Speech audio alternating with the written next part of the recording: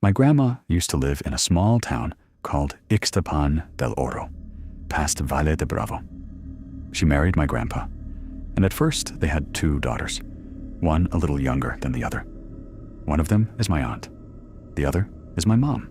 One night, my grandparents went to bed. They were poor, living in a place with very few resources. Back then, people slept on woven mats called petates. They had one big mat for themselves and 2 small ones for the babies. All 4 of them slept in the same room. The babies fell asleep first, and soon after, my grandparents did too. Around 4 in the morning, the babies started crying. Neither of my grandparents woke up. People say witches use some kind of powder to put the parents, or anyone in the house, into a deep sleep. One of the babies suddenly stopped crying, but my mom kept crying, louder and louder, until a neighbor heard her and came to see what was going on. She got to my grandparents' house and started yelling, but no one answered. Wake up! It's me! Growing worried, she Open began the door, pounding on the please. door, shouting for them to wake up. Finally, my grandma woke up, barely, and shook my grandpa awake. She could hear one baby crying, but back then, there was no electricity, so she couldn't see anything. She told my grandpa to find the matches and light the candles. He found them, struck a match, and they heard a low groan nearby. With shaking hands, he lit a small candle. My grandma felt her way toward the babies. It was still dark because my grandpa had taken the candle to open the door for the neighbor, who was still knocking. My grandma reached out in the dark. The first baby, the one crying, was fine. She felt relieved for a second. Then she reached the second mat. There was nothing there. She screamed for my grandpa to bring the candle. When he came back, they saw the baby had been dragged underneath the mat. She was completely pale, covered in dark purple bruises that looked like suction marks. On her neck was a brown liquid, like bean broth.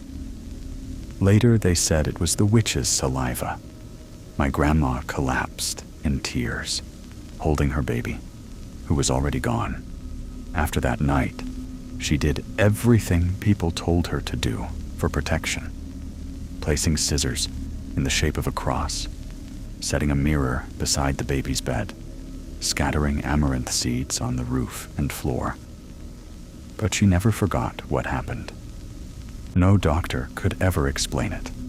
If that neighbor hadn't woken them up, maybe my mom wouldn't have survived. Back in the 70s, my grandpa used to tell me a lot of horror stories. There was no TV in his time. At most, they had the radio. One thing he always made clear: witches are real. Have you ever traveled through the state of Guanajuato? In the hills, you'll see crosses. They say those were put there to stop witches from holding their gatherings, what they call covens. My grandpa told me about an abandoned hacienda near San Luis de la Paz, dating back to around 1907. People in town said that on certain nights, witches would meet there. One night, after drinking, my grandpa and his friends decided to check it out. Fueled by alcohol and bravado, they went armed. The bravest of them said he'd sleep inside the hacienda. He took a shotgun, a pistol, some candles, and a crucifix. The others stayed outside. Around 3 in the morning, they heard screams and howling. They were too scared to move. At sunrise, they finally went inside. They found their friend dead, his body covered in deep scratches, like claw marks from a wild animal. Without knowing it, he had interrupted a witch's coven, and they killed him in a horrible way. That's why my grandpa always said witches are real.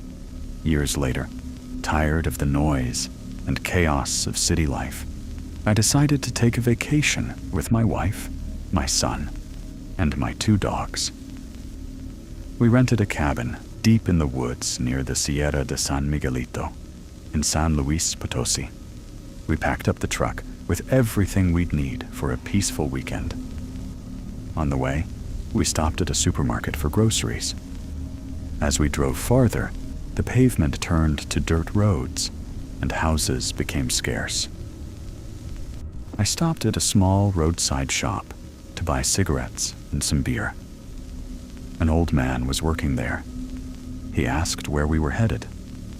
I told him about the cabin in the woods. He looked at me and said, "You're going to the witch's house." I laughed and asked him what he meant. He told me that years ago, a witch had lived in that house. The townspeople burned her alive, but rumor had it she still roamed the area. I brushed it off. I thought, do people really still believe this stuff? When we arrived, we unpacked and got settled. I let the dogs run around. That night, I brought them inside, locked all the doors and windows, and we went to bed. We planned to visit a nearby spot the next day, but in the middle of the night, strange noises started. I got up and let the dogs loose. I grabbed whatever I could use as a weapon and searched around. I didn't see anything, but I heard knocking on every window.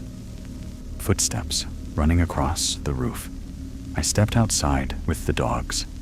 That's when I saw it. A giant, bird-like creature moving from side to side, laughing. Deep, horrible laughter. I ran back inside and told my wife to grab our son. The thing kept slamming against the windows. Then it hit the door, and I heard a voice say, "Let me in." Suddenly my dogs lunged at it. I heard chaos outside, growling, fighting, but I was too terrified to look. The night felt endless. When the first rays of sunlight came up, everything went quiet. I stepped outside. What I saw froze my blood. My dogs were skinned, hanging from a tree. I went back inside, grabbed my son, told my wife we were leaving that same day. We packed up and drove home. Since then, I don't like visiting ranches or small towns. I was 15 at the time. My younger brother was 8. We had just gotten home around 11 at night after celebrating a patron saint festival.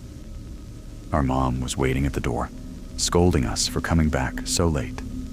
We explained why, and suddenly, our baby sister, just a year and a half old, started crying. We heard a strong gust of wind slam against the kitchen door. My mom got even more nervous. Before my dad left for work the next morning, she asked him to sprinkle St. Ignatius Loyola holy water all over the house, on every door and window. We finished the whole bottle that night. Around midnight, my brother and I went to bed and knocked out instantly. Later, my mom told us that while she was lying in bed with my baby sister, she heard a long, miserable wail. What made it worse was that there were 3 different voices. One sounded like a middle-aged woman, another like an old woman, and a third like a little girl. They rose and fell like howls, almost like cats screeching in the night. Our mom tried to wake us up. Our rooms were practically connected, just separated by a thin wooden door. But we never answered when she called our names. She said the noises lasted about 2 hours before finally stopping. My uncles, who lived right next door, heard them too. That afternoon, when I went out to take the trash, I ran into 2 workers from a pet food factory behind our house. Since there wasn't a fence back then, they'd cut through that area to get to work. They started making small talk and asked if we'd heard the noises the night before. Then they told me something that gave me chills. They said they had seen witches. According to them, there was a small ball of fire hovering at the back corner of our bedroom. A medium-sized one was circling the house frantically, and a larger one was moving around the entire property.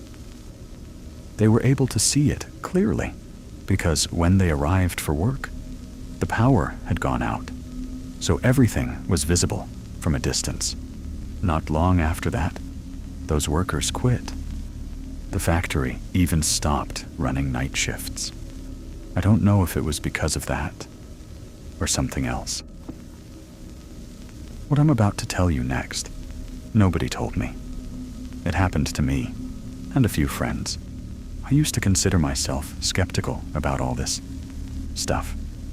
But what happened that night changed my mind. To this day, I can tell you that the stories about witches, at least the way they're told, feel very real. This took place in a small town near Huimilpan in Querétaro. My friends and I went camping there. The town itself was about a 30-minute walk away. It was tiny, surrounded by dense forest. We set up camp near 2 mountains with thick woods and a stream running at their base. That night, we were lying on some rocks near a small waterfall formed by the stream, looking at the stars. Suddenly, we saw a light on the hill across from us. We turned off our flashlights, thinking it might be hunters or explorers. But this light wasn't a ball of fire like in the other stories. It was bluish. When we turned one flashlight back on, more lights appeared. Similar blue lights scattered all over the hillside. We counted about 15. They started moving, up and down the hill at an unbelievable speed. That's when we began thinking, witches. One of my friends pulled out his pocket knife and ran toward the town. We didn't see him again until the next day. The rest of us crawled into the tent about 10 meters from the stream. We were scared, but we kept listening to what was happening outside. Soon after, we heard female laughter. It slowly turned into loud, mocking cackles, like they were making fun of us. I couldn't believe what was happening. Or maybe I just didn't want to believe it, even though I was fully aware of it. Eventually, without hearing anything else, exhaustion overtook us, and we fell asleep. The next morning, we searched for footprints where we'd seen the lights. Nothing. We packed up and left. In Arroyo Seco, Querétaro, little girls aren't welcome, especially very young ones. People say witches are everywhere there. You can supposedly see them traveling from hill to hill at night. One vacation, an aunt of mine visited with her 3-year-old daughter. From the moment they arrived, the little girl couldn't sleep. She cried constantly. On their last night there, the girl finally fell asleep. My aunt took the chance to rest. Suddenly, she woke up. Her scapular had snapped. She tried to move, but couldn't. She tried to speak, but no sound came out. When she turned her head toward her daughter, she saw something dragging the little girl downward.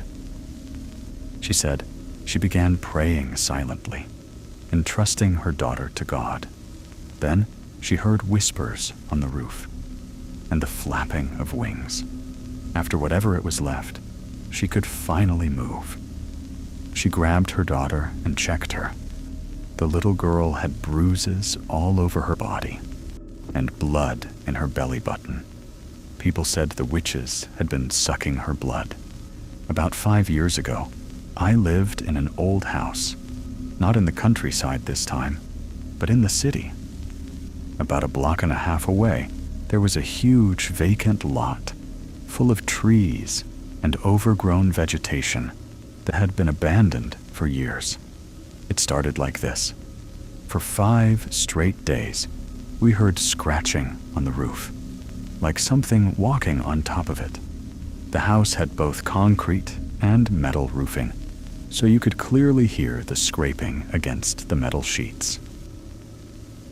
After those 5 days, around 3 in the morning, a woman began singing.